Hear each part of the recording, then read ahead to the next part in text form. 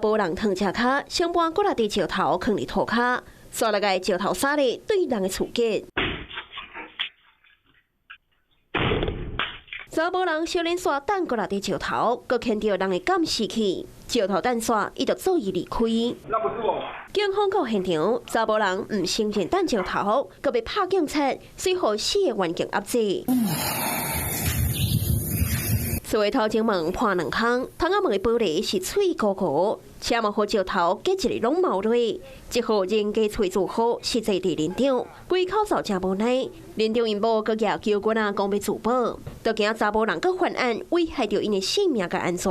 我们在家他就砸玻璃了，已经直接一定要伤害到我们的生命跟财产了。现场隔壁厝大门的玻璃嘛脆糊糊，厝尾顶可以当看到石头，这拢是查某人等的，厝边拢互伊擦甲被困住。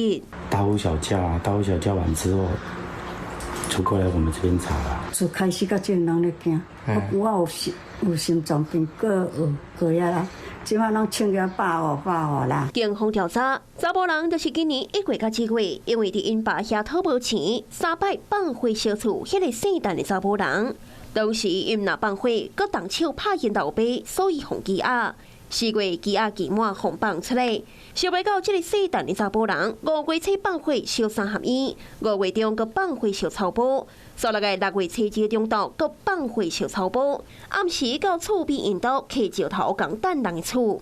当天姓陈的查某人，互警方移送地检署，验过姓陈查某人的老爸，过当天随借钱甲报出来。因老爸真无奈，讲厝内敢若伊一个孤囝，希望因后生会当到病院接受治疗。验过后生拢讲，伊家己无病。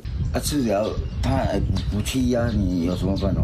姓陈的查某人放放出来了后，放火搁用石头共牵人的厝边拢提心吊胆。检具相关的证据，然后再向彰化地方检察署申请拘票。将陈兰拘提到。除了搁将人躯体，警方也建议检察官以风险羁押，卡袂伊搁再犯案。Hello， 我是张新文。想要抢先掌握最及时的新闻资讯吗？赶快订阅、按赞、开启小铃铛，锁定华视新闻 YouTube 频道。